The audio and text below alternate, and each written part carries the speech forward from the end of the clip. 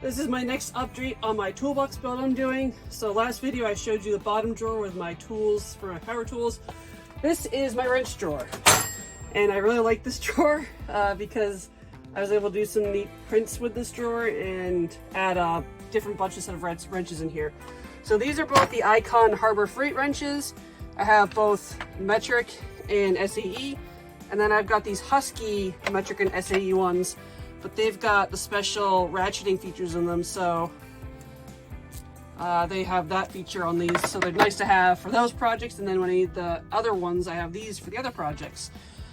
These were not in the Husky mechanic tool set that I took apart. These were a step up, so I actually took the ones that were supposed to be in this box and put them inside so that I could get the fancier tools in my toolbox, because I feel like I'd use the ratcheting out here way more than inside.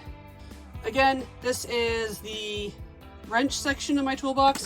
This is from the mechanics tool set and I just left it in the bag for now. I figured that was a good way to store it, and it kind of fits right there between the other stuff, and then it just organizes. And these are really cool. I'll show you the bottom. So this is the bottom for the Gridfinity plates, and that's what it locks into on the base. Stay tuned for the next section of my toolbox build.